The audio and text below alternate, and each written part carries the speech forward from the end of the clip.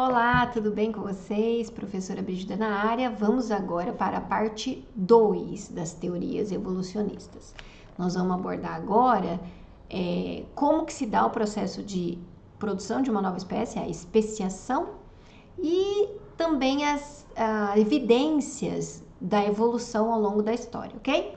Fica comigo para a gente aprender um pouquinho mais. Bom, a gente já viu que espécie é o conjunto de seres vivos com características semelhantes, né?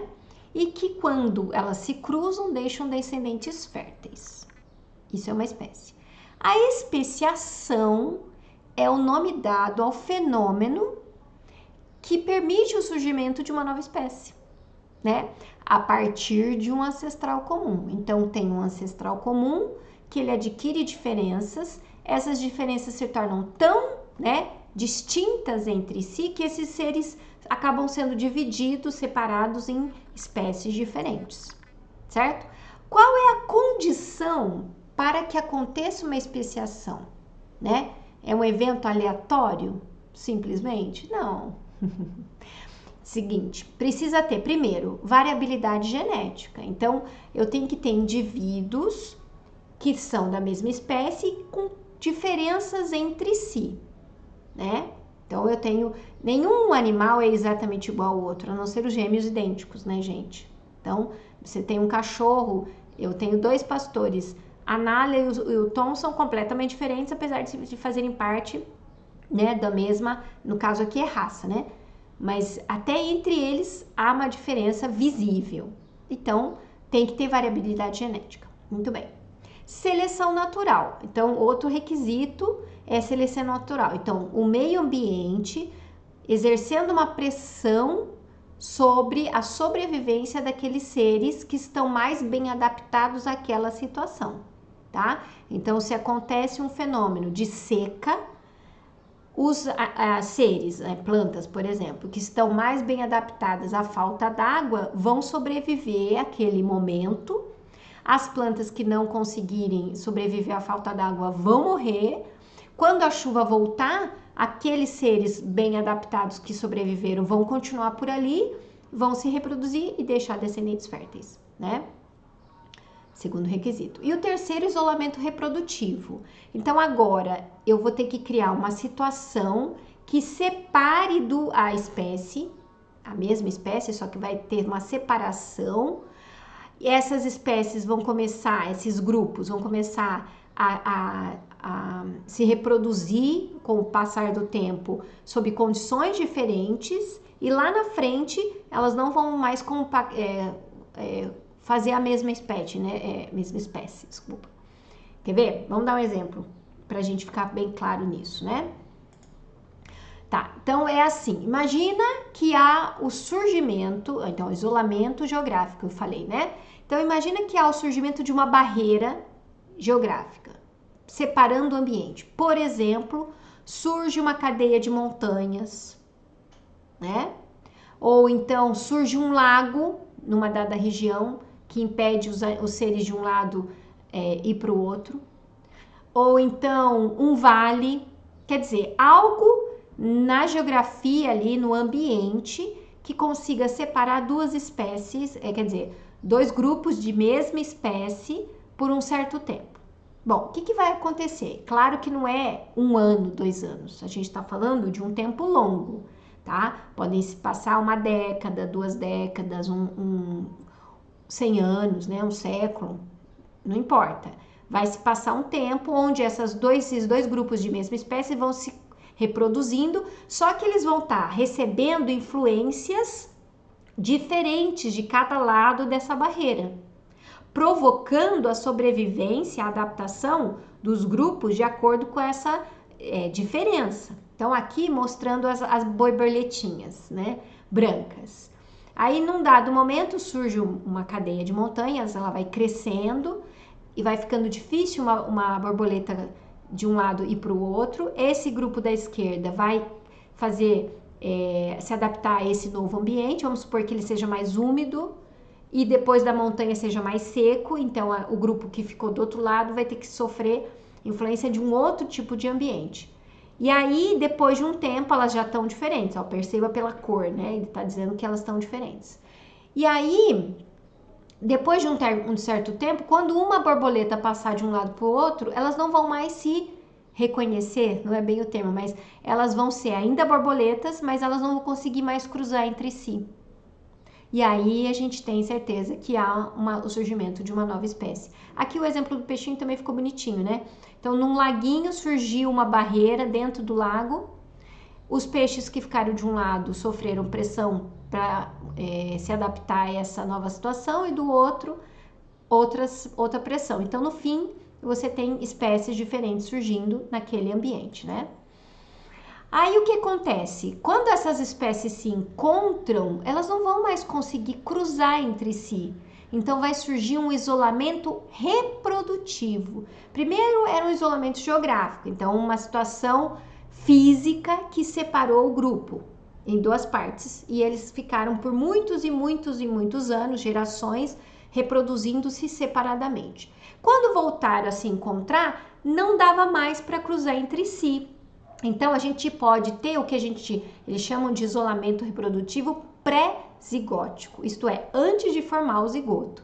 Como que isso acontece? Às vezes, diferenças comportamentais. Um grupo começa a só sair de manhã, o outro só sair à noite. Aí eles não se encontram. Ou incompatibilidade morfológica, eles ficaram tão diferentes que não há o acasalamento, não consegue, por exemplo, se reconhecerem como da mesma espécie. Então, incompatibilidade morfológica. Ou ainda, entre os órgãos sexuais, não há compatibilidade do masculino com o feminino daquele novo grupo, né, que surgiu. Épocas de acasalamento diferentes, uma fica fértil na primavera, a outra no outono. Aí não tem como mesmo, né? Elas até podem se encontrar, mas não tem o momento certo para a fertilização. Exemplo, aqui eu coloquei o leão e o tigre. Eles são basicamente felinos. Então, se você olha os dois, são gatos gigantes.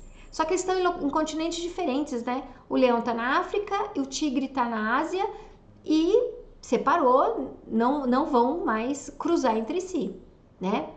Então, por conta dessa diferença de distância e de comportamento, eles acabam não cruzando mais entre si.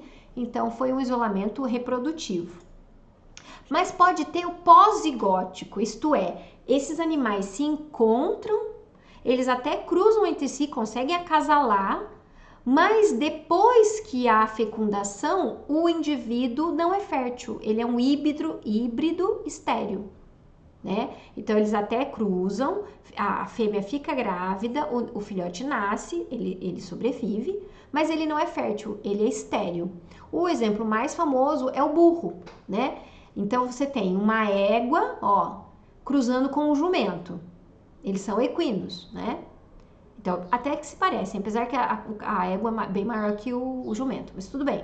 O que aconteceu? Eles se cruzaram, ela ficou grávida, tiveram um filhote que é o burro, mas ele é estéril. Então, ele não vai continuar essa espécie, né? E então, normalmente, o híbrido se desenvolve, mas ele é estéril, né? Ele é infértil. Há outros muito interessantes que eu pus aqui, eu gosto muito de falar. Olha esses grupos aqui, esses cruzamentos. Todos aconteceram artificialmente, isto é, no zoológico, não no ambiente normal. Né? Até porque eles estão em locais diferentes, né? Como a gente falou. Mas, por exemplo, ó, o leopon é o cruzamento de um leopardo com um leão, né? Olha que lindo que ficou essa mistura. O taigon, ele é um animal híbrido que é a mistura de um tigre macho com uma fêmea leoa, né? A leoa nasceu esse filhote maravilhoso. Ele é gigante, gente. Ele é muito grande. E tem o liger, que é o animal híbrido entre o macho do leão com a fêmea do tigre. Muito bonito, né? Mas são todos estéreis. Eles só existem em zoológicos, né? Então, às vezes, o que acontece? Eles recebem esses felinos, né, no zoológico, acabam ficando juntos, né, por causa do ambiente, falta de espaço. Eles acabam até tendo uma interação, cruzam, mas os filhotes não são férteis, né? Eles são estéreis. Então, são animais solitários, né? Porque eles não vão conseguir cruzar com outro animal, porque não vai ter outro igual a ele. Até se tiver, não vai ter filhotes, né? Muito bem. Agora a gente vai falar um pouquinho sobre árvore filogenética. E essa árvore, ela mostra a história evolutiva dos seres vivos, tá?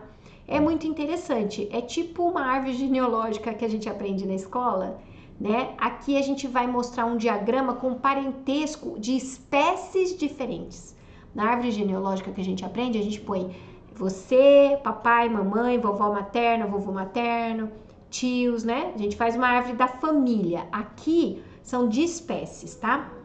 Então, detalhe, vamos entender como que essa árvore se faz, né? Quais são as informações que ela traz. Então, ó, a raiz da árvore, que é onde começa, né, a ramificação, ela tem um ancestral que a gente chama de ancestral comum. Então, quando a gente olha a base da árvore, é um ancestral que deu origem a toda aquela ramificação, tá?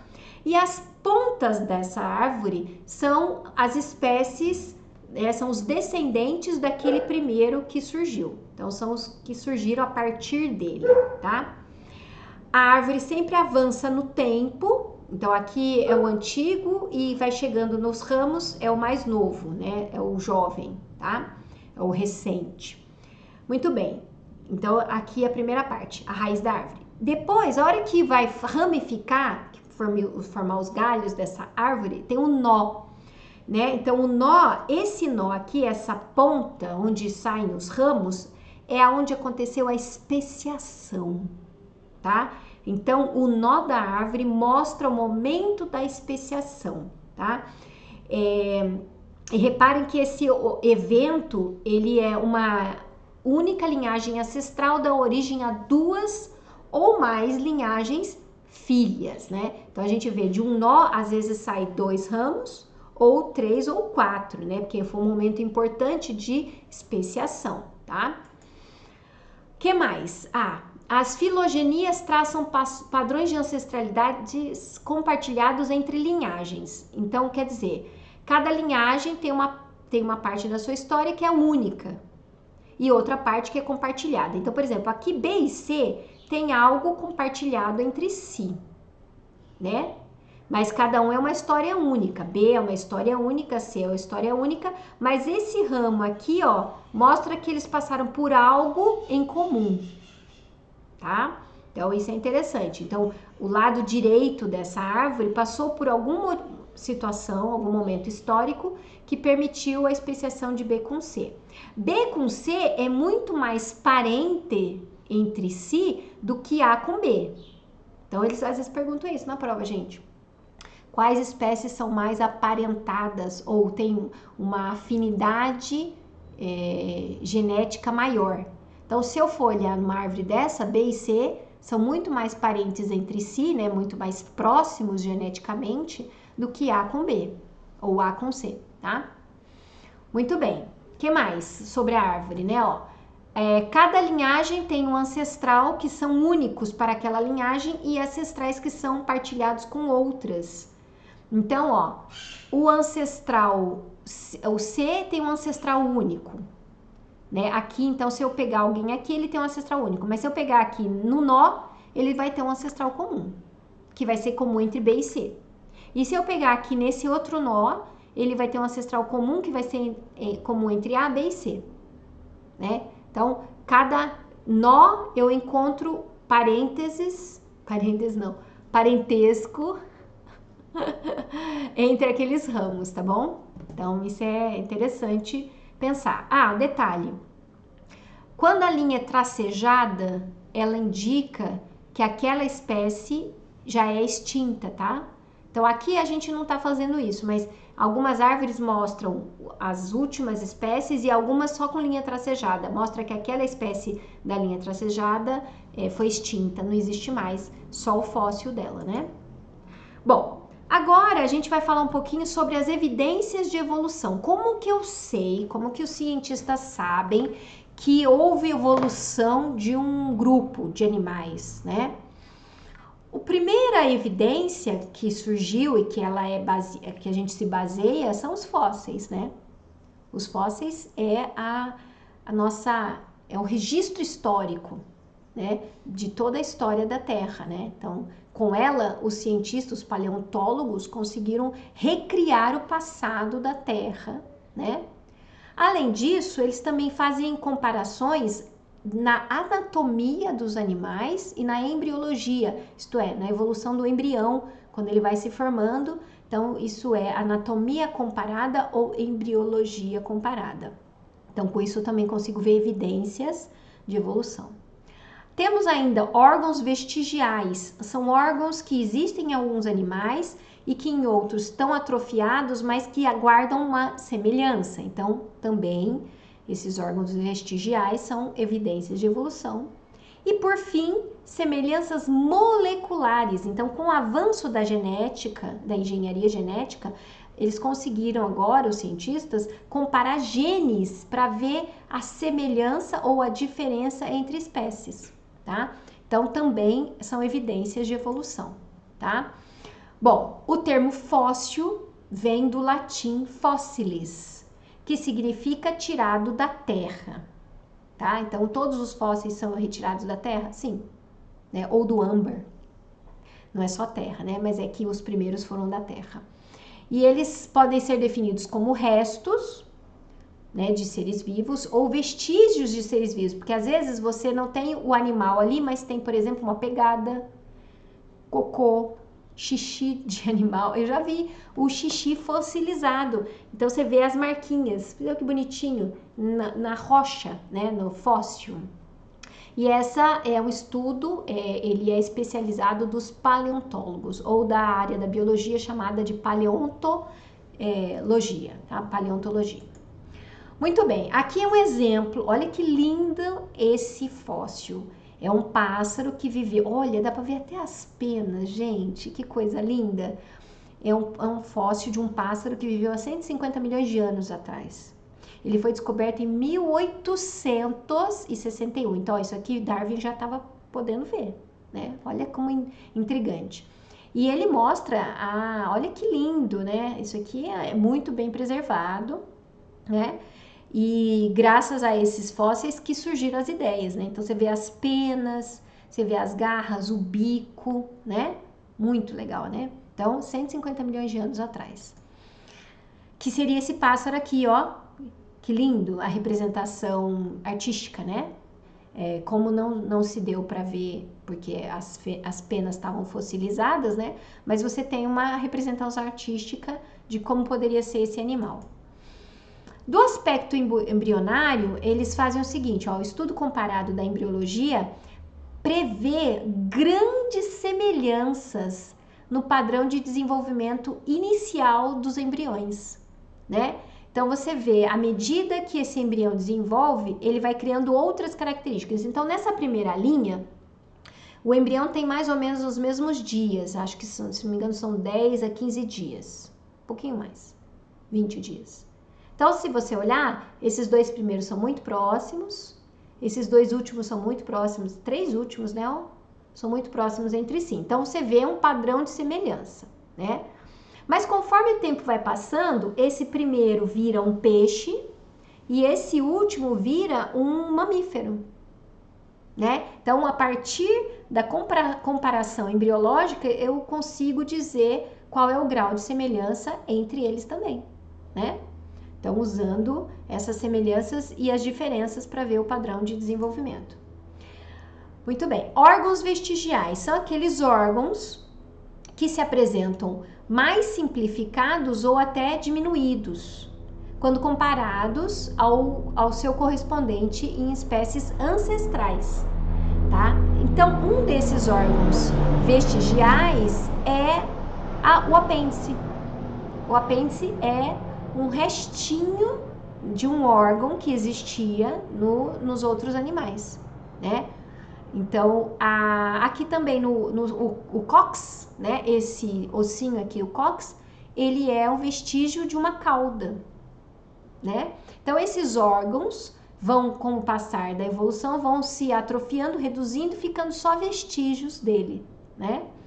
Muito bem, então, qual é a explicação, né? Ó, a explicação para a degeneração ou subdesenvolvimento desses órgãos pode ser a adaptação ao meio ambiente em que ele teve que crescer, né? Ou ao modo de vida daquela espécie. Então, com o passar do tempo, ele passa a não ser mais útil e ele acaba desaparecendo, como os dentes do siso, né? Não sei se vocês já perceberam, mas muitas pessoas já nascem sem os dentes do siso, né? É uma evolução. Com o futuro a gente não vai precisar de tantos dentes, então esses animais que nascem com a ausência desses dentes, mais adaptados, sobrevivem. Olha lá, então órgãos vestigiais ainda, mostrando, né, o apêndice, ó. Em alguns organismos são de tamanho reduzido e às vezes sem função. Em outros eles têm são bem desenvolvidos e exercem uma função definida. Então o apêndice secal aqui desenvolvido e aqui atrofiado. Esse aqui é o nosso humano e esse aqui é o do, se não me engano, do coelho, né? Tá escrito aqui, do coelho, ó, tá vendo? Então, alguns animais ainda têm e outros já não tem mais, né?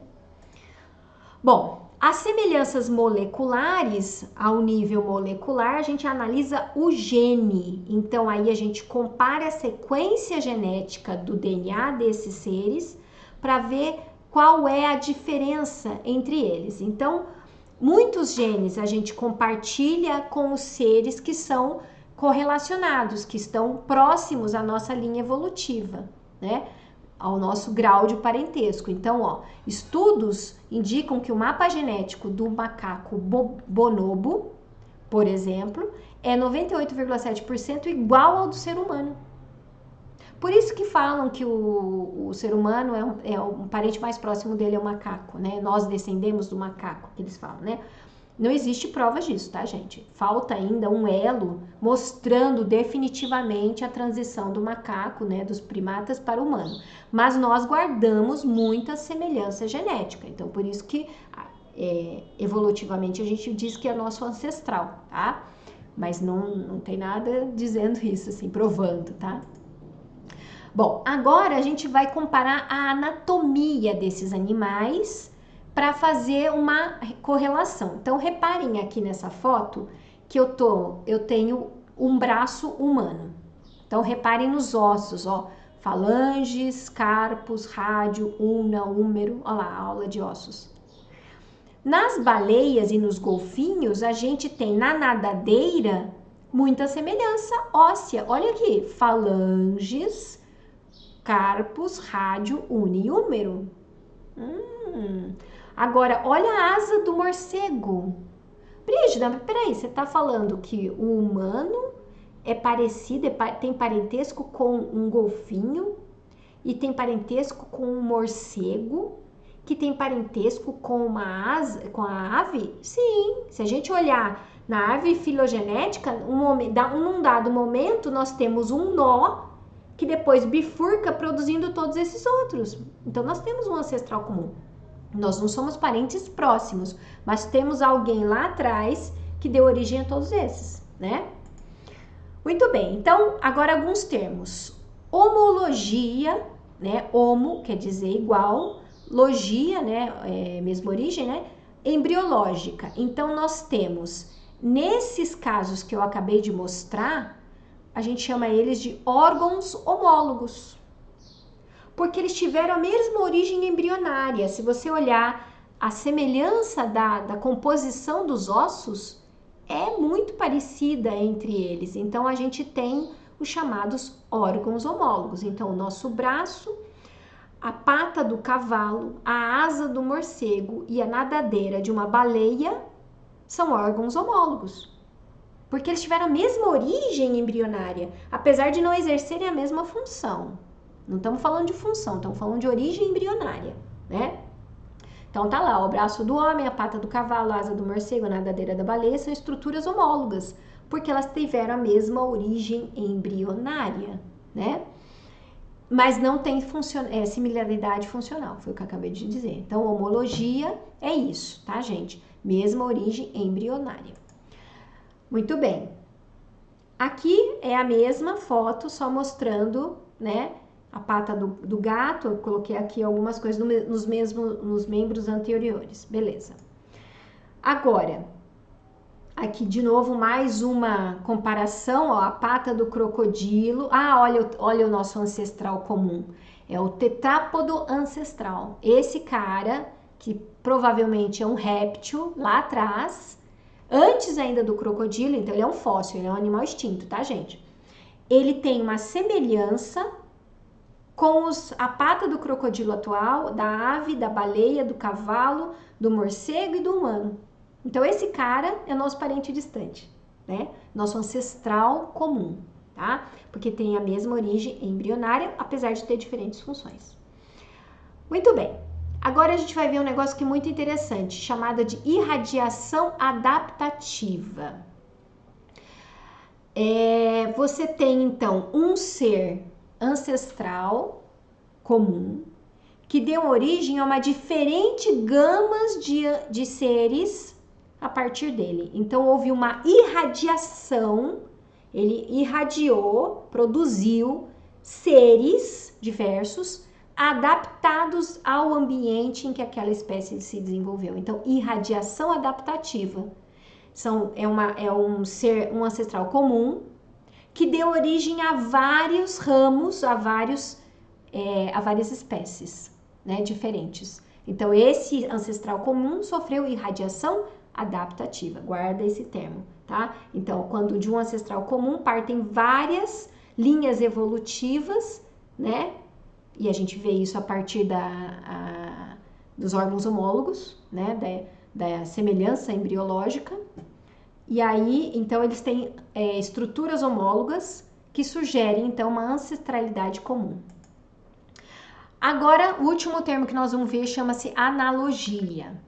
Então, agora a gente vai ver o que é analogia. É quando você vê uma semelhança morfológica, né? Só que com uma origem diferente. Então, eu vejo a asa do inseto, a asa do morcego e a asa da ave, elas executam a mesma função, mas tiveram origens completamente diferentes. Tá? Então, embriologicamente, não tem semelhança entre a asa do inseto com a asa do morcego, porque são ramos diferentes. Eu estou falando de um invertebrado, que é a asa do inseto, e de um vertebrado, que é a asa do morcego. Tá? Então, a analogia é quando você tem órgãos que desempenham a mesma função, mas que tiveram origens lá atrás de forma diferente.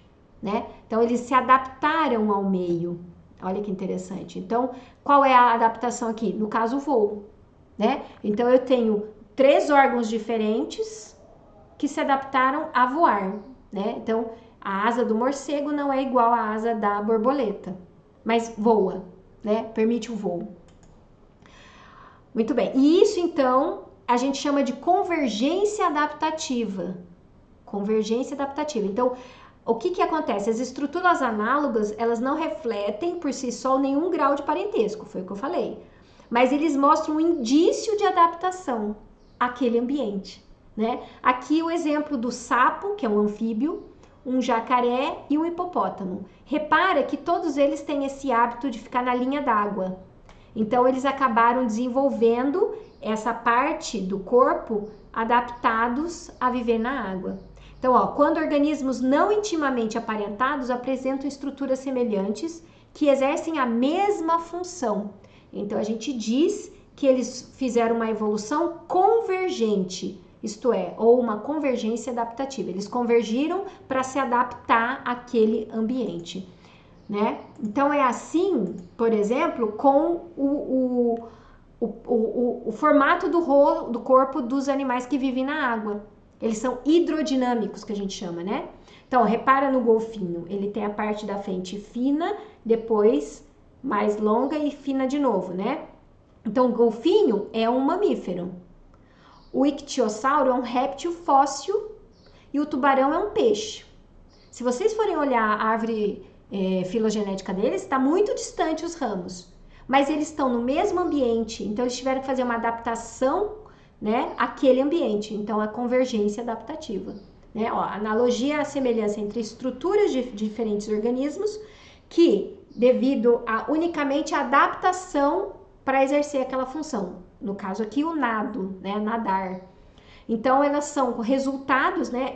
Esse formato do corpo deles, hidrodinâmico, é resultado de uma evolução convergente, né? Eles foram convergindo para ficar com aquele mesmo formato, né?